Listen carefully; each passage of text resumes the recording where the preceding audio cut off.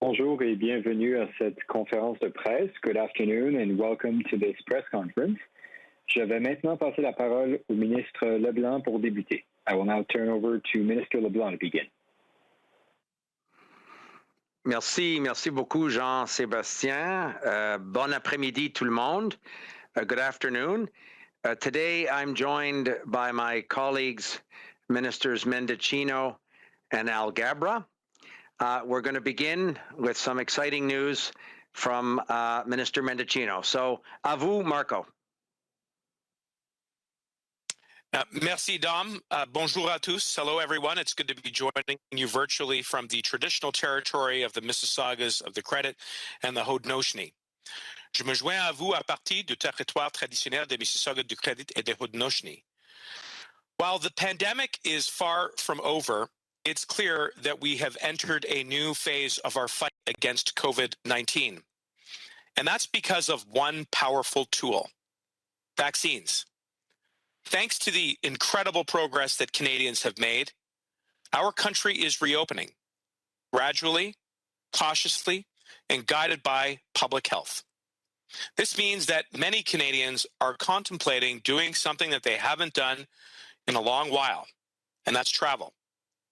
Nous sommes conscients que des pays dont le Canada commencent à rouvrir leurs frontières, que les taux de vaccination augmentent dans le monde entier et que les Canadiens chercheront bientôt un moyen fiable de démontrer preuve de vaccination contre la COVID-19.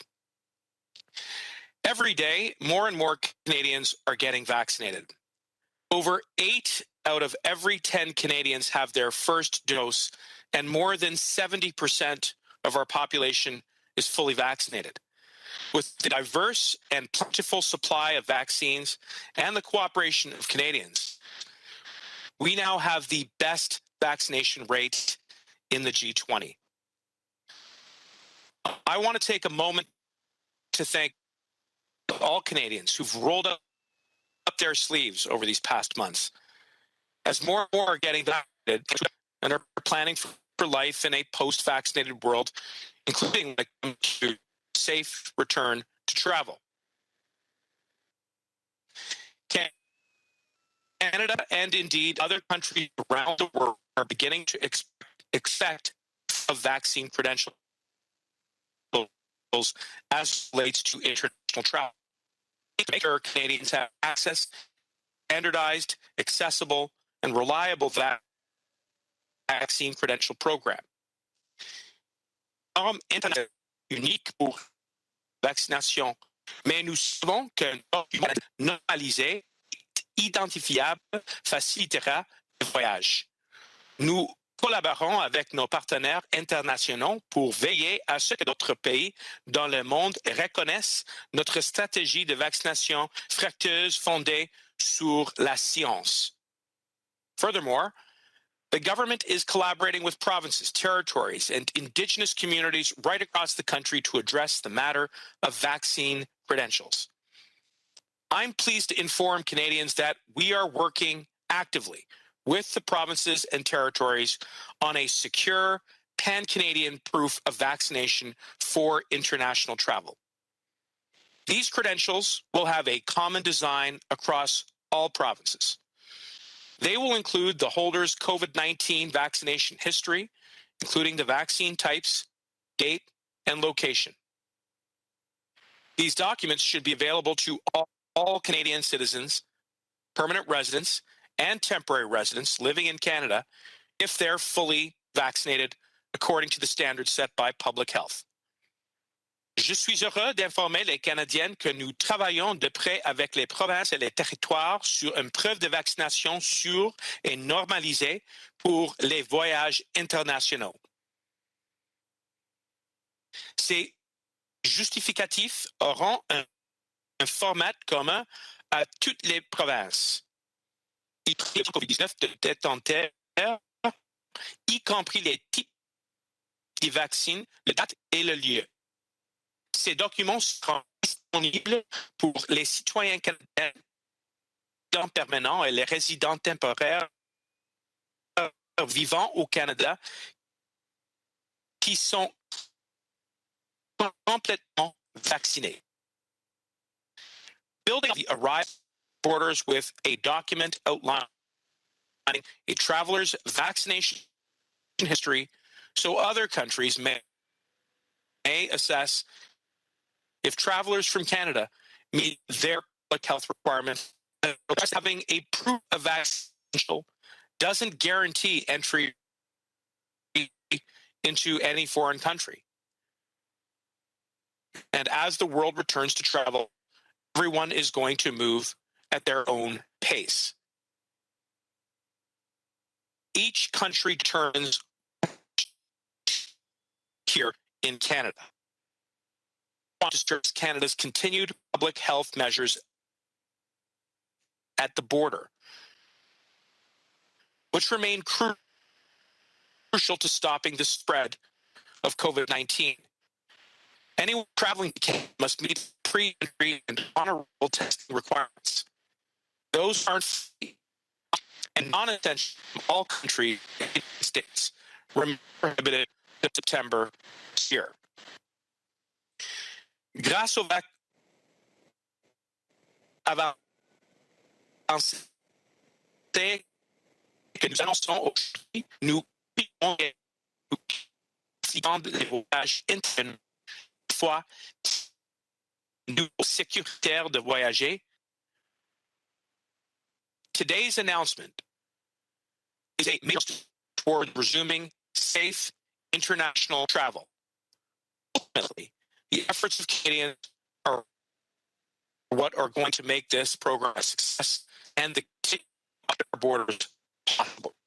Once again, I want to thank them. Turn it back to you.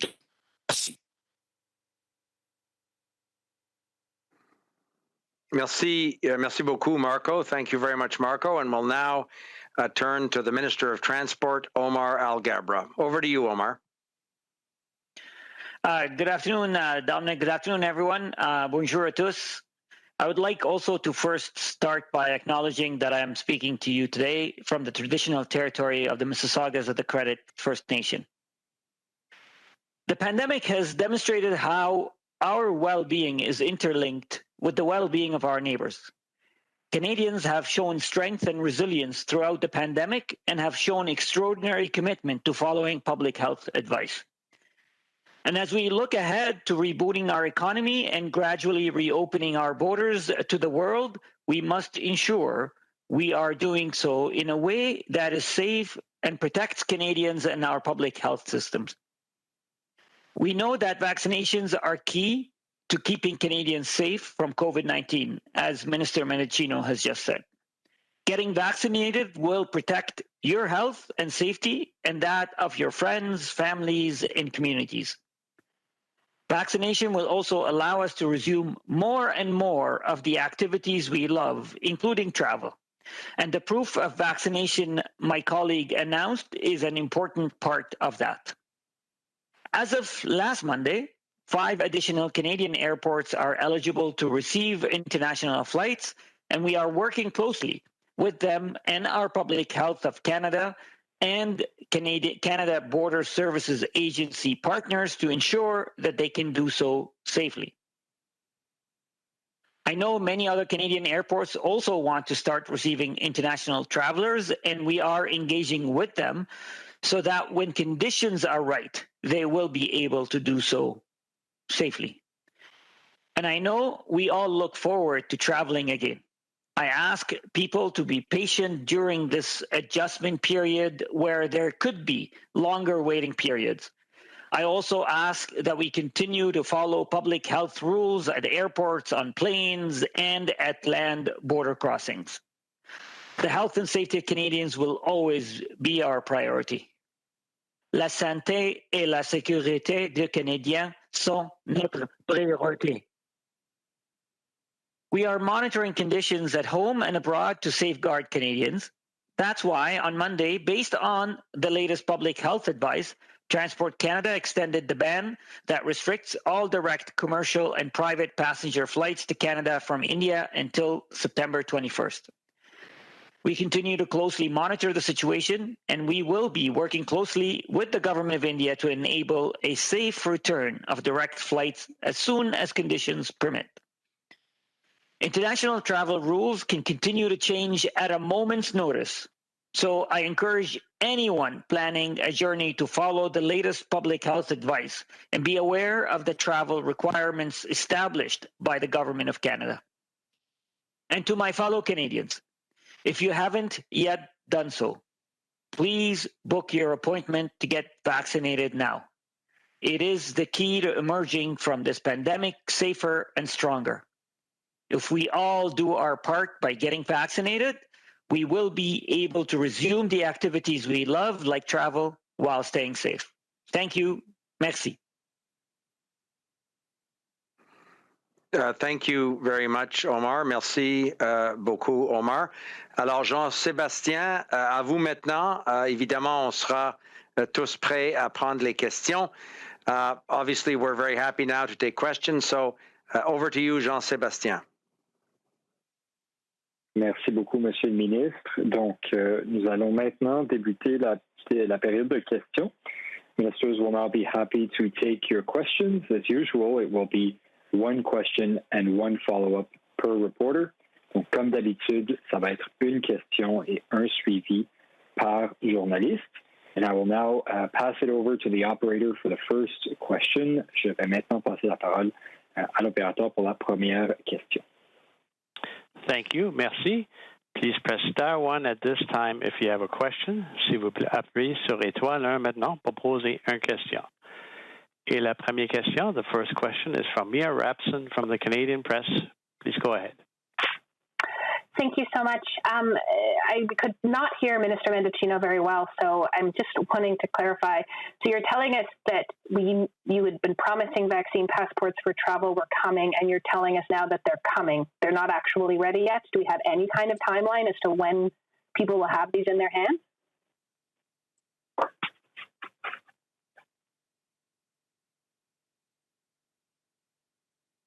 Marco, you're on mute. You're on mute now, Marco. Well, to be clear,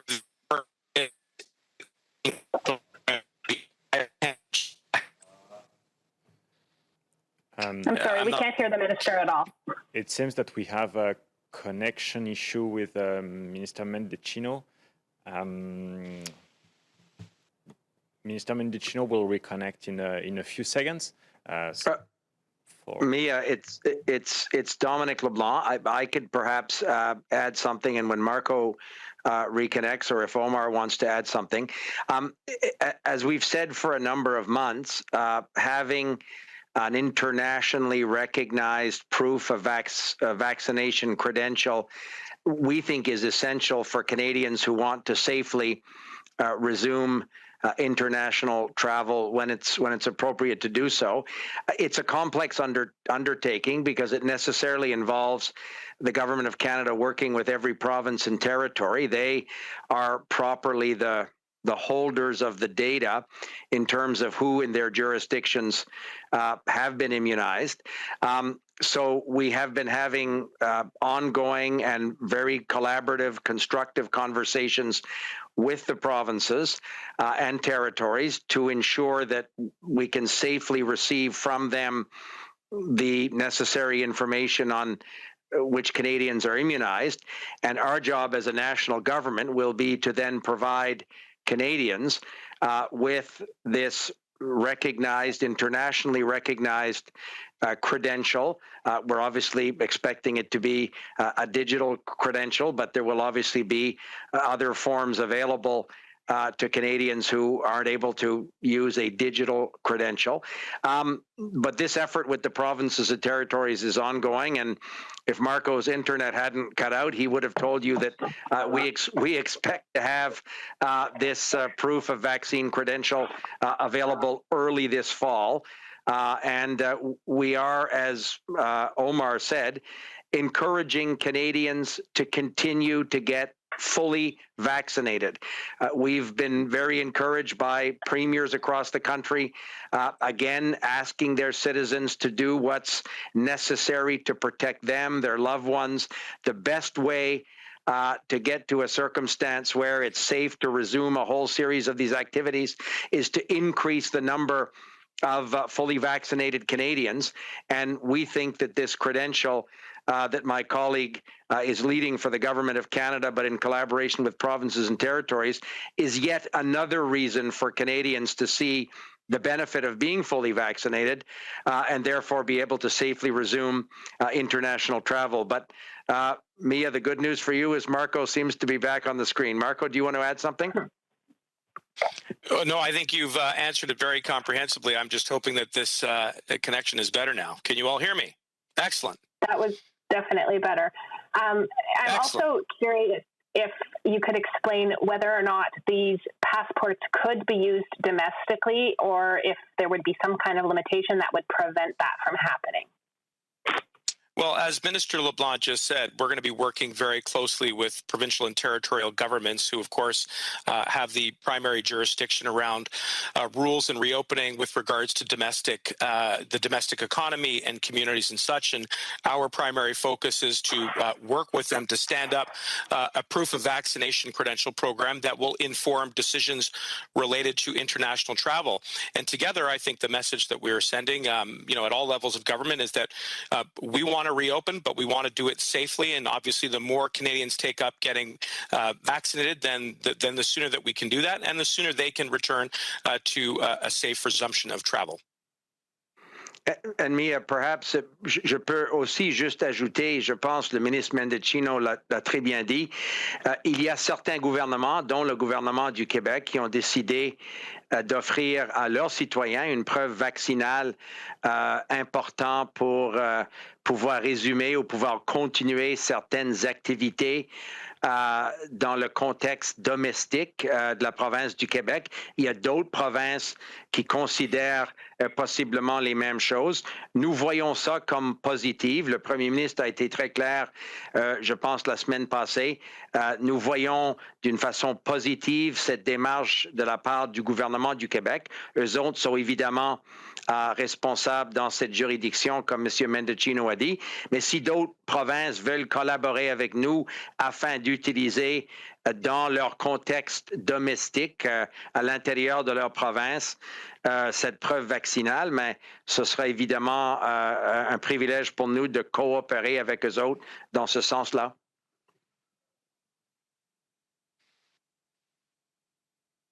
Merci beaucoup, Monsieur le Ministre. Operator, over to you for the next question. La question suivante, the next question, is from Jacques-Audrey Charbonneau, Radio-Canada. La parole est à vous. Oui, bonjour, merci. D'abord, une question sur justement, Monsieur Leblanc, vous parliez du Québec. On sait que on vient d'annoncer la mise en place d'un passeport vaccinal. On a recours au code QR. Est-ce que donc c'est donc dire que la preuve vaccinale ressemblerait à ça aussi de votre côté? Est-ce que vous allez vous inspirer du modèle québécois? Merci, Mme Charbonneau, pour la question. Nous voyons, comme je pense le premier ministre Trudeau a dit la semaine passée, d'ailleurs quand il était au Québec avec M. Legault, nous voyons la démarche du gouvernement du Québec comme étant une chose positive. Ce sera, je pense, un outil davantage pour protéger les Québécois, quand il s'agit de réouvrir ou de garder ouvert certains aspects de leur économie. Nous avons une collaboration très constructive avec le gouvernement du Québec, comme M. Mendicino vient de dire. Nous, comme gouvernement national, notre focus nécessairement, c'est de comment donner aux Québécois et aux Canadiens un outil important, reconnu à l'international pour des voyages à l'international pour pouvoir visiter certains pays qui vont exiger un passeport vaccinal.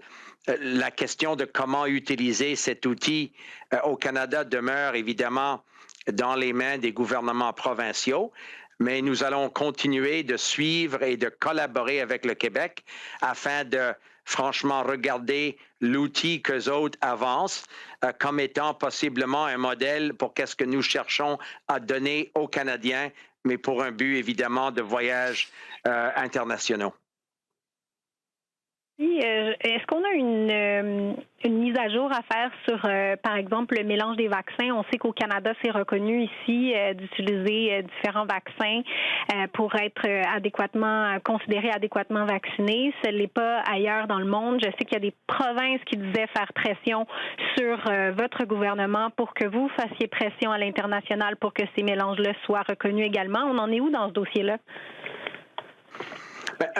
Encore là, c'est une discussion très active, non seulement avec les gouvernements provinciaux. La semaine passée, le premier ministre Ford de l'Ontario m'a appelé précisément au sujet de cette question-là. Nous avons, comme comité du Conseil des ministres responsable pour la réponse fédérale à la COVID-19, eu des discussions il y a 2 semaines avec la Dr Tam et les fonctionnaires du ministère de la Santé. La Dr Tam est en contact continu avec ses homologues, que ce soit à l'Union européenne, en Angleterre, aux États-Unis, précisément, comme vous dites, pour amener, dans la mesure du possible, une certaine clarté, une certaine consistance.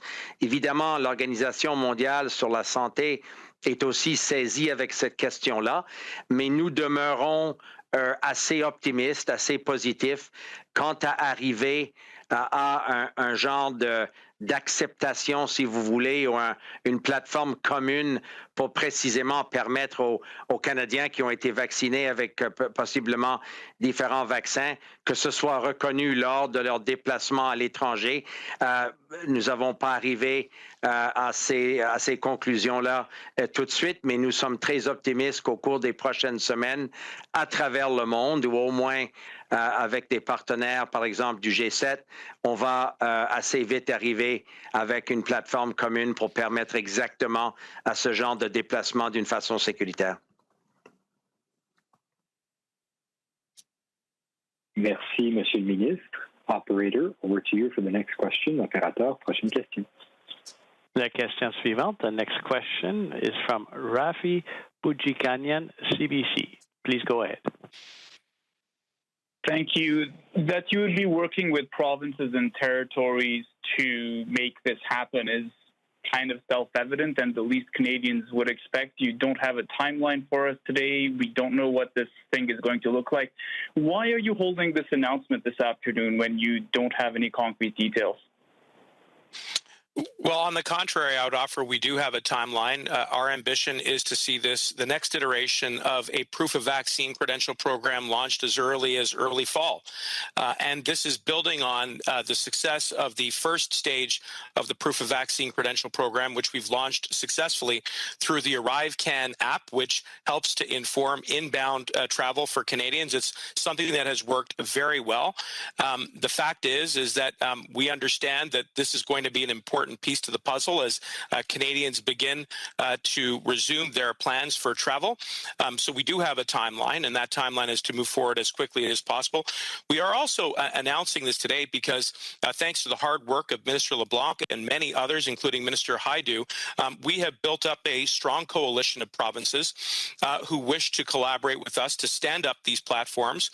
It is the provinces that have the primary jurisdiction around health, and therefore, as you pointed out in your question, naturally they have the data, and we are going to stand up a system that will allow us to use that data to responsibly inform decisions for both inbound and outbound travel. And you know, at current, we have provinces like British Columbia, Quebec, Saskatchewan, all of the territories with whom we've built some real momentum here. So both in terms of timeline as well as the high degree of collaboration that we are seeing among provinces and territories, and that's something that we hope to build on. This is going to help us roll out the next phase of a proof of vaccination credential program that has already begun with the ArriveCan app. Okay, thanks. And looking at your international partners, where are we at in terms of having countries accept vaccinations such as AstraZeneca, which are not necessarily approved elsewhere, but in Canada they are?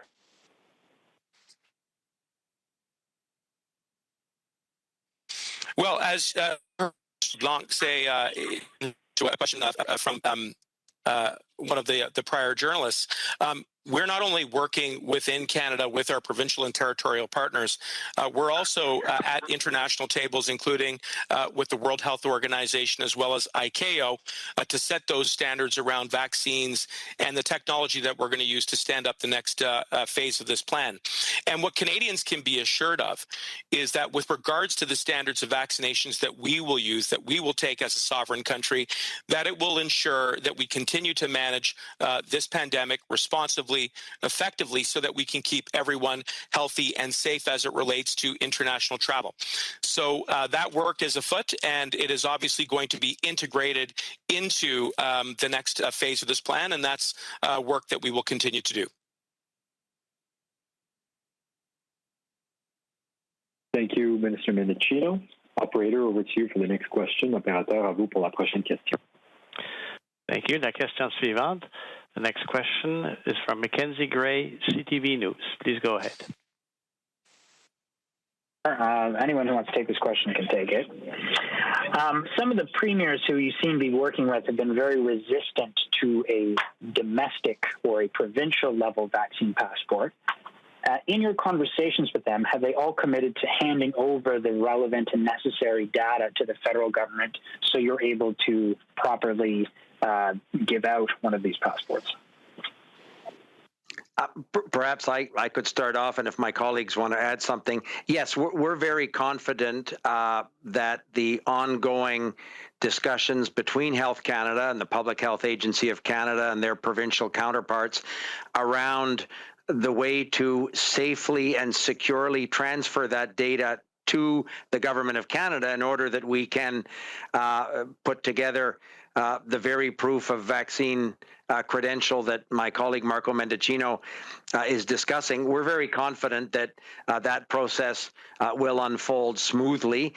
The Prime Minister has raised this on at least, I think, 3 First Ministers' calls, certainly on which I've been a participant, and the reaction of the premiers was extraordinarily encouraging and positive. He was very clear that this is properly data that is in the hands of provincial health authorities. We just need to have the secure, safe way to access the data in order to produce this proof of vaccine credential. And the premiers certainly, any conversations I've had, and I know our colleague Patty Haidu and her officials with their provincial and territorial counterparts have been very constructive. I think it's important to separate the conversation that some premiers are having in their own jurisdictions around domestic use of such a credential with collaborating with the Government of Canada on the international proof of vaccine for international travel. We expect that to be very collaborative and very constructive. Minister, could this passport that the federal government is setting up be used in a domestic setting? You know, provinces like Ontario, in the example, have said, no way, we're not having a domestic vaccine passport. But could the proof that the federal government give be applicable or usable in a domestic setting?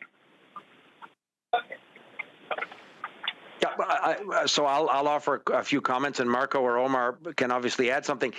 Sure, if provinces decided that they wanted to use for their own reasons as the best way to protect their citizens and to keep their economies open to the extent that it's safe, and if provinces decided in their own jurisdiction that this was another measure that would bring an additional protection to their citizens, they would obviously be able to use this credential for that purpose. Some provinces are developing their own proof of vaccine credential. I'm sure you've taken note of the Government of Quebec doing that. We see that as positive if the Government of Quebec has decided to do that in their own jurisdiction. But we want this to be a collaborative, constructive, effective, but also speedy process, as Minister Mendicino said. So if provinces decide and Canadians want to use this particular credential for some domestic purpose, we would see that just as an additional protection that they may have. But Marco or Omar may want to add something. I would just briefly, and I think you touched on this, is that that cooperation is going to be the hallmark of the next phase of this plan. Our focus is clearly to stand up a platform that will enable proof of vaccine credentials to inform international travel decisions as undertaken by the family of federal ministries that are implicated at the border. But certainly, as Minister LeBlanc pointed out, there may be other applications which may have ready use for the reopening of the domestic economy that falls very much under the provincial purview. But I think we all embrace the idea that as we've seen more Canadians get vaccinated, we are now in a position to reopen our economies. That's a positive thing. There's a pent-up demand among Canadians to get back to life as normal. Everyone wants to go back to normal life, and that includes resumption of safe travel. What we're announcing today is the next tangible, concrete phase of a plan that has already been put into place through the Arrive Can app, which will build on the cooperation that we are seeing, again, thanks to the hard work of Minister LeBlanc, Minister Haidu, and many others that will allow us to take those decisions safely, reliably, accessibly right across the country.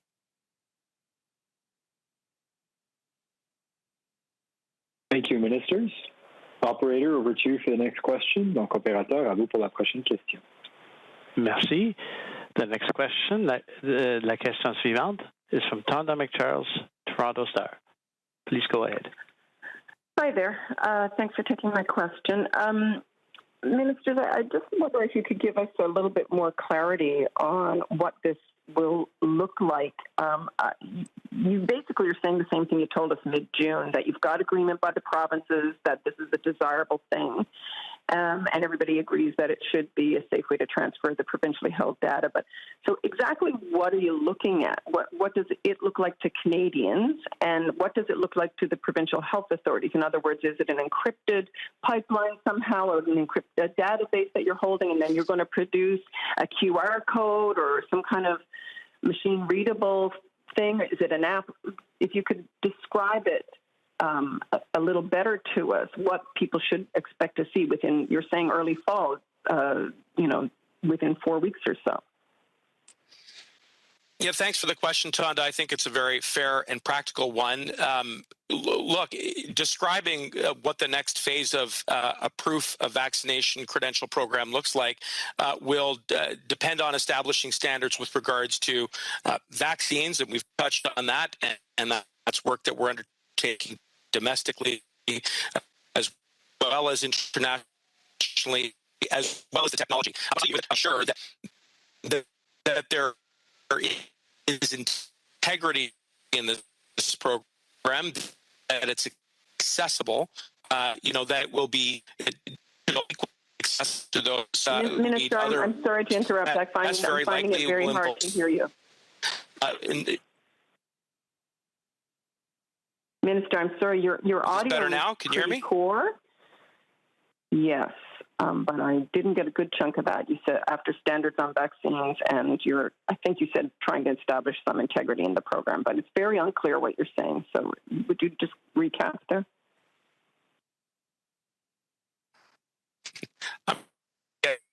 For me.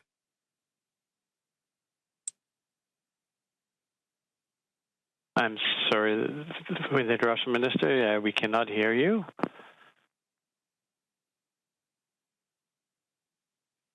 Can you hear me now? Yes, we can. Is that better? Okay. We're taking it to the top. I said it was a very fair and practical question, and what we are doing is establishing standards with regards to both vaccines as well as technology. And as far as what that will look like in the next phase of this plan, yes, very likely it will be digital. It will involve a code. It will be standardized so that when Canadians are traveling abroad, that there will be a hallmark that readily identifies travelers that are from Canada.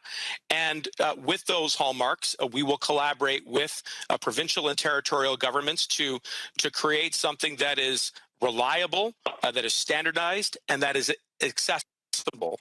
So that sort of puts, I think, some parameters around what travelers can expect around visualizing what the next stage of this PVC looks like. And I hope you got that, Tonda. I think I got most of it, though there's some breakup. And so can you clarify 2 points on that answer? Is the data then that the provinces will transfer to confirm for a federally designed platform the vaccination status of somebody, will that data be held by the federal government or simply transferred on a one-off basis? And would private sector, say, sporting venues or concerts be able to require use of that thing to allow admission by people, even in the absence of a provincial decision to make vaccine passports used, such as Quebec is doing? Again, very two important questions. I'll deal with the second part of your question, which is, I think, something that we've touched on earlier around potential other purposes for which the next phase of a federal provincial vaccine credential program could be used with regards to domestic economic decisions which fall under the purview and jurisdiction of provincial governments. As we said, in the spirit of good faith and collaboration, we want to stand up this program, but it will certainly fall to the decision of provincial governments as to whether or not they wish to use the platform for other purposes, including, as you pointed out in your question, whether or not people should be able to go to large contact events like sporting events or concerts, etc. Those are decisions which will be taken by provinces, and we have to respect their jurisdiction and the decisions that they will take. But with regards to the first part of your question, I will say that in the first instance, we respect that provinces are the primary holders of this data because they administer health on a day-to-day basis. That is the way our federation works. And as far as how it will work technologically, that remains to be ironed out. But the key thing I think to emphasize at this stage is that the platform will safeguard data. It will have integrity. There will be checks and balances in place with the technology that we will use in conjunction with the provinces. That it will safeguard everyone's privacy, because that's obviously very paramount, and that it will be accessible for those who need to use this platform to upload their credentials so that they can travel. And those are among the key principles that are going to inform the next phase of this platform. And again, I'll just emphasize and stress, we are not starting from scratch. We have already successfully implemented the first phase of this through the ArriveCan app, which helps to inform inbound international travel decisions. And so many of the elements of that technology, we certainly hope can be integrated and woven into the next phase of this, which again, we're moving forward with as much speed as possible, but we want to get it right. Thank you, Minister Mendicino. Opérateur, à vous pour la prochaine question. Operator, over to you for the next question. The next question, la question suivante est de Catherine Lévesque, La Presse canadienne. La parole est à vous. Oui, bonjour à vous tous. J'imagine que mes questions iraient plutôt au ministre LeBlanc.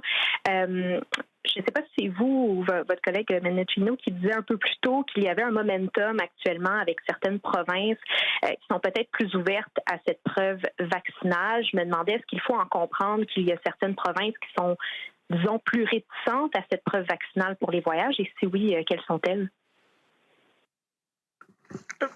Moi, Madame Lévesque, merci pour la question. Moi, je vais offrir quelques commentaires et Marco peut peut-être aussi ajouter. Comme j'ai dit en anglais, les premiers ministres des provinces et des territoires, au moins à 3 reprises sur un appel conférence avec le premier ministre Trudeau, ont accepté avec aucune hésitation de collaborer avec nous afin de bâtir sur une base sécuritaire évidemment et efficace cette preuve vaccinale, ce passeport vaccinal pour permettre aux Canadiens de voyager à l'international. Alors, moi, je ne ressens pas d'hésitation ou d'inquiétude chez les gouvernements provinciaux. Et je sais que ma collègue, Mme Haidou, Patty Haidou, et ses et ses hauts fonctionnaires sont en conversation, en discussion continue aussi, évidemment, avec leurs homologues dans les provinces et territoires. Et c'est une discussion encourageante, constructive, et comme le ministre Mendicino a dit, je pense que ça va nous amener, on espère, à une preuve vaccinale, un passeport vaccinal pour les voyages à l'international, aussitôt que plutôt au début de l'automne.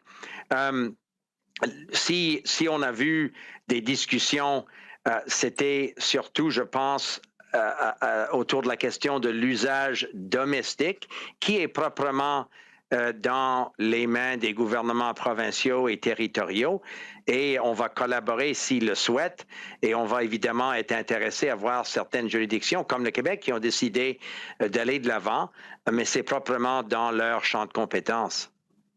Marco, peut-être... Non, vous avez touché toutes les bases, Dom. Merci. OK, parfait. Et comme suivi, je voulais savoir, est-ce qu'il y a déjà certaines provinces ou certains territoires qui vous ont indiqué qu'ils seraient intéressés à utiliser cette preuve vaccinale pour les voyages, mais à des fins domestiques? Encore là, vous comprendrez que je veux faire attention. Je ne sais pas l'ampleur des discussions que Santé Canada a eues avec les ministères de la Santé dans différentes provinces et territoires. Moi, je n'ai pas participé personnellement à ce genre de conversation avec les premiers ministres des provinces et je ne me rappelle pas que ça a été discuté lors de nos conversations avec les premiers ministres des provinces et des territoires présidés par le premier ministre Trudeau. Mais comme M. Mendicino a dit, les provinces peuvent décider ultimement à l'intérieur de leur champ de compétences, dans leur juridiction, d'utiliser le preuve vaccinale que M. Mendicino a bien décrit pour leurs fins domestiques. Ce sera leur décision et s'ils souhaitent la collaboration de notre gouvernement, mais on sera là évidemment pour les aider, précisément parce qu'on croit que ce genre d'outil, là on parle de l'outil important pour les voyages à l'international, mais les vaccins de loin sont la meilleure façon de protéger nos amis, nos familles, nos collectivités. Et c'est pourquoi si certaines juridictions décident d'aller de l'avant, mais encore une fois, c'est un rappel à l'importance de se faire vacciner, pleinement vacciner, parce que c'est la meilleure façon d'éviter la maladie grave et les conséquences sérieuses de la COVID-19.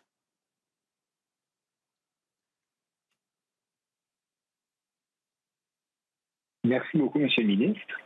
And operator, over to you for the last question. Donc, opérateur, à vous pour la dernière question. La dernière question, the last question, will be from Crystal Ogue with Global News. Please go ahead. Hi there. Thank you for taking my question. My first one's from Minister LeBlanc. So following the news that the military police will not lay charges against Admiral Art MacDonald, will he be reinstated as Chief of the Defense Staff? And does he have the moral authority to be in command? So obviously, as the Prime Minister has said, as the Defense Minister has said over and over again, our government is committed to ensure that survivors are treated with the respect they deserve, with the understanding and compassion they deserve. Any allegations of these nature need to be taken extremely seriously. That certainly is a commitment our government has made and has acted upon. But with respect to decisions involving Admiral MacDonald, I don't have any comment to make on that particular issue. Thank you. And as a follow-up, Minister Mendicino, based on your knowledge as a former federal prosecutor, why are the RCMP not being called in to investigate, and why are Crown prosecutors not making the decisions? The military is investigating itself and moving forward. Where is the commitment to protect women, and what message does this send to those who have come forward? Well, based on my experience as a former federal prosecutor, it would be inappropriate for me to comment on any potential ongoing investigation or any other actions which law enforcement may be taking. But I will say that, as has been reiterated on numerous times by the Prime Minister right throughout our government, we are committed to undertaking the reforms that are necessary so that everyone within the Canadian Armed Forces and indeed all federal institutions, especially women, can work in an environment that is free from harassment. Any allegations we take very seriously. They go through due process, but certainly we are committed to undertaking that work. There has been some milestones and some progress made, but there's still a long way for us to go, and we acknowledge that. Thank you. Thank you very much, ministers. Donc voilà qui met fin à cette conférence de presse. And that will conclude today's press conference. Thank you for joining us. Merci d'avoir été parmi nous. Merci. Thanks very much, colleagues. Bonne soirée. Merci à vous.